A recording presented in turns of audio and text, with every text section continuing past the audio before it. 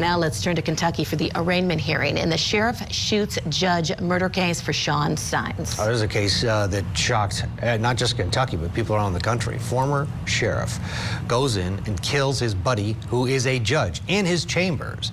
This was just a few months ago. This is the first time Stines will be back at that same courthouse. He made his initial appearance at a different courthouse, but he's back in the courthouse where this murder took place. Surveillance video of the shooting was played during his court appearance in October. It does show Stines talking with Judge Kevin Mullins in his office, and then you can see that the shooting begins. A grand jury has formally indicted Stines on the charge of murder of a public official, but the indictment does not shed any new light on a possible motive for the shooting. Let's go into the courtroom now in Kentucky. Shawn Stines is there to be arraigned.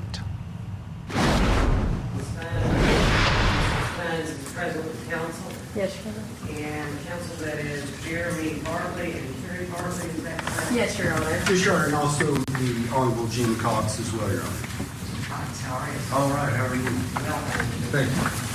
now, Commonwealth is represented this morning by Mr. Montgomery, Jackie Steele, Your Honor. Jackie Steele, and your co-counsel in this case Is Ms. Ramsey is Dowling? assigned to the Attorney General's office. That's correct. And that's Ramsey Dowling, and she is in trial elsewhere. She is, I believe, in Green County, Your Honor. Correct. Yes, ma'am. Right, we are here this morning for arraignment purposes. All right, counsel, have you had the opportunity to review the indictment with your honor? We have, Your Honor. We've taken a look at the indictment. We got an electronic copy, I believe, on Friday. Yes. Do you desire to waive any of it? We'll waive a formal reading and enter a not guilty plea at this time, Judge. And you're satisfied that Mr. Stines is aware of his rights? Yes, and Your the Honor. nature and substance of this murder charge? Absolutely, Your Honor. Yes. Judge, I'm sorry, I don't mean to interrupt the court. We filed a notice to preserve all evidence, and I have no doubt that Mr. Steele will do that. We filed that down in district court. I just want to renew that, and I will file a written notice as well, Your Honor. And I would just ask the court to go ahead and enter a discovery order. No objection to the preservation, Your Honor. All right.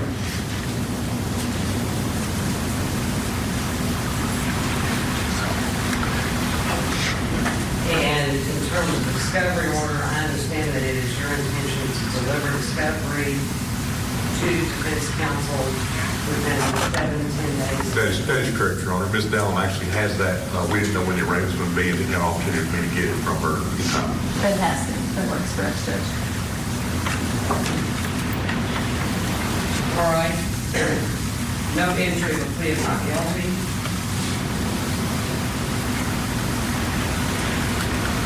You will note, counsel, my original intention in this case was to review bond for purposes of issuing the warrant of arrest. Yes, Your Honor.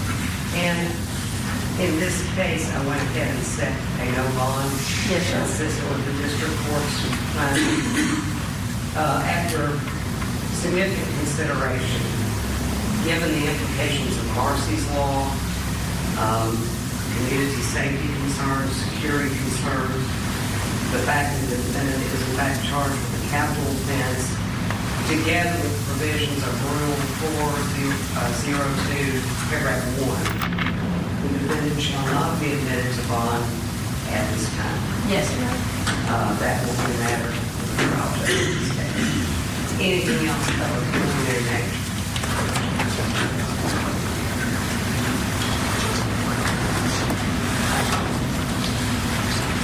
Oh, absolutely, Judge. And I believe that my understanding was that the court simply doesn't want to take up bond at this time, but we can still file an adversarial bond. You have every right to file for an adversarial bond hearing. We can that with, I think, be more competent for the trial judge in this case. Anything else at this time? No, Your Honor. No need for the call, Your Honor. I will ask that everyone be seated and remain seated until the defendant is escorted out of the board.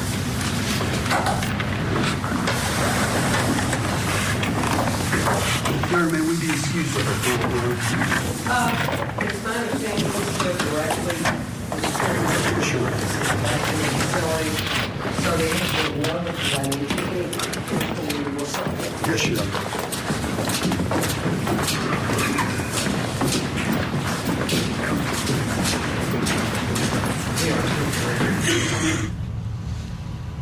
All right, there it is. Arraignment, as always, quick. You know, entered a plea of not guilty and then escorted out of the courtroom where back in the day he was running security in that courthouse. And oh my God, this case is just, there's so much intrigue with it. You have these two guys that were buddies, a sheriff and a judge. They go to lunch. Then sheriff wants to talk to judge in his chambers, and there's this weird interaction with the sheriff's possible daughter on the cell phone. Right.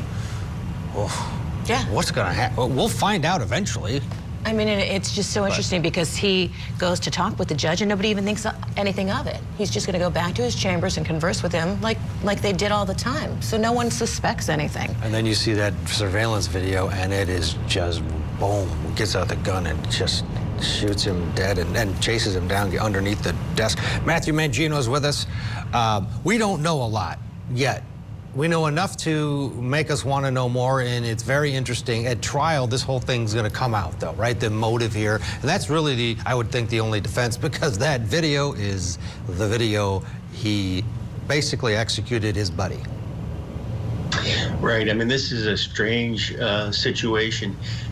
You know, there's no reason why this should happen, except something triggered Shawn Stines to shoot his friend who he went to lunch with earlier in the day. So obviously, because of that, there's so much interest in this case. You know, what would motivate, what triggered, what set off the sheriff that he would walk into the judge's office, his friend, and as you said, summarily execute him, you know, when they were out to lunch together earlier in the day. It's really something that's captured the attention of the entire country. And Ted, you were mentioning the daughter. Why don't we go ahead and play? This is from one of his initial court appearances, and this is the detective kind of talking about the daughter. Let's play that, and then Matthew on the other side will talk about it. I was told that Sheriff Stines had tried to call his daughter, and he had tried to call his daughter from the judge's phone also. So, have you obtained the phone records from Judge Mullins' phone? I don't have those in my possession yet, no. Okay. Have you issued a search warrant for them? Yes. Okay. And have officers confirmed that the sheriff's daughter's phone number was on Judge Mullins' phone? Yes, I believe so, yes. So that number had been called from Judge Mullins' phone? Yes. Is that correct? Yes. So you hear him talking about the daughter. Defense counsel has argued that Stines was in the midst of an extreme emotional disturbance. They really are saying a more appropriate charge would be manslaughter. Matthew, what do you think? Well, that it could evolve into that, again, based on what we learned from the circumstances on that day, the telephone, the contact with the daughter. You know, we know that, you know, manslaughter is typically a charge when you do something in the heat of passion, that you act out in some way because of what you've learned, because of what you're confronted with, that you know, gets you to the point where you take lethal force to deal with it. So it's going to be interesting to see what we learn, you know, about the daughter, about the phone calls, about the reasons behind it, about the reasons that his daughter's number is in the judge's phone. So these are all issues that are going to be explored and ultimately are going to give us some finality to why this tragic incident happened. And from a defense perspective, as long as they have those lesser includeds as an option, they can go ahead and basically argue to a jury that this should be manslaughter if they're not successful at pretrial, to argue with the prosecution and judge to drop the charge, or, you know, drop them lower. It's a, you know, a jury's going to have the final say here, correct, Matthew? Regardless of what the state says in terms of charging. Well, right. It would appear that, you know, ultimately this case is going to be either, obviously there could be a plea, but, you know, this case is going to end up in front of a jury to make that decision about, you know, what offense is appropriate in this case, and the defense will be able to present evidence to substantiate that this is more like an issue of manslaughter than it is of first degree murder, but that's going to have to be substantiated by evidence that's going to be presented to a jury. Obviously, if that evidence is compelling, the prosecution, the state may come back and try to work this matter out in terms of a plea, and maybe they don't want all the dirty laundry to be aired in public, and this is a way of resolving the case short of a trial.